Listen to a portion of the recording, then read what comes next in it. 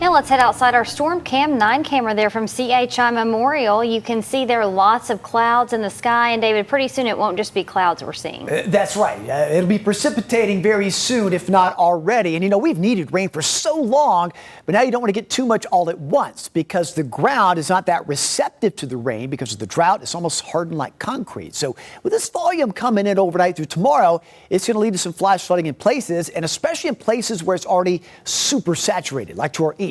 So overall, an additional 3 to 4 inches across our region is very possible through tomorrow. Along with that, some strong wind gusts. We're going to kind of be in that 35 at times 45 range. That's enough to bring down a tree or two with that super saturated ground. Even higher gusts over the eastern mountains. Some of those higher peaks 50 to 60. That's kind of limited to those areas to the east. And let's talk about Helene, where it is now. It's a dangerous Category 3 major hurricane. It's going to make that landfall this evening as it moves off to the northeast at a very rapid pace. And it's at forward speed that's going to push this wind field far, far inland. The reason why we're all watching this very carefully, especially with hurricane conditions from just south of Atlanta throughout a large part of South Georgia. Now notice that track is very narrow. This is by 2 o'clock tomorrow morning. Still producing Cat 2 strength conditions.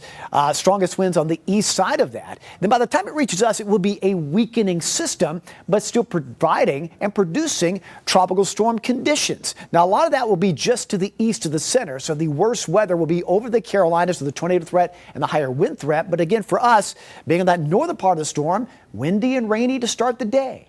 And then by early afternoon, it's already moving out. So what I mean by that is the wind speeds will ease a bit. It'll still be breezy all the way through tomorrow night, but the heaviest rain will fall the first half of the day and then be more scattered late day and into the nighttime hours tomorrow night. Then over the weekend, that just meanders off to the north and west. We'll still have some showers on Saturday, not to the volume that we'll have to start the day tomorrow. Now let's talk about how much rain has already fallen. If you live east of I-75, these amounts have already been impressive.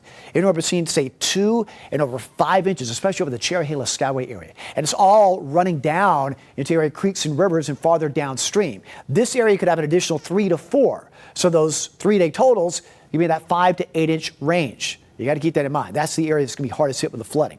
Now the rain's coming back in. The upper level winds now coming in from the southeast. It push more of this rain back our way as the night goes on. So it's manageable at the moment, not causing many flooding problems. It'll be like that for the next few hours. But as a front that stalled moves back to the west, it kind of opens the door to all this moisture. Some of those deeper downpours in Atlanta, that starts moving our way late this evening, and overnight, a good coverage of rain. And more of that to come as Helene plows farther inland at a very rapid pace. So the heaviest time frame of rain will be from midnight to noon, and then starts to ease and pull back to the north and west during the day tomorrow. But there it is, very strong eye wall that'll be moving ashore. And I tell you, over near Tallahassee, they may be encountering that eye wall just after the landfall. Now, as far as the tornado risk, many folks have asked this, and I've tried to emphasize when you deal with an inland system moving back to the north and west, kind of backing up a bit, your higher tornado threat through tomorrow morning is going to be well east of the center. So it increases exponentially across the Carolinas, and then tomorrow is even farther off to the east. So for us locally, it's going to be wind gust and rain to deal with, the tornado threat being primarily a little bit farther east. So here's our future track. So through midnight, more rain moves in, and midnight through 6 to 7 a.m. It's a very, very wet start to tomorrow morning for that commute time, and also higher wind gusts as well. So from, say, 6:30 all the way to 10, 11 o'clock, you got a lot of rain around here. But notice after midday, as long as it stays in that pace, we're down to just some scattered showers. Not quite as bad with the coverage easing up a bit. It's still going to be breezy with a wind shift. Early the winds will be coming from the northeast and then shifting to the southwest. It's still quite gusty during the afternoon. Through the evening, some rain tries to rotate back in, and that'll be dealing with that sort of scenario through Saturday, often on periods of showers, but again, light showers, and the winds gradually easing. It'll still be breezy through early Saturday, but not to the volume that we could have locally. Strongest wind gusts, again, will be during the morning hours Friday, even through midday in the afternoon. As we see that wind shift, even with the wind shift, you still can see gusts 30, 35 at times, and then gradually easing late into the night.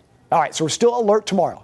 That should come as no surprise with the wind and rain. Still a few showers on Saturday. I think we'll go probably a little lower than 76, probably lower 70. So be mindful of Saturday's plans with some showers. And of course, we have Ironman on Sunday. I'm still including a slight chance, but a lot lesser of a chance than the past couple of days as conditions start to improve. All right, David, thank you.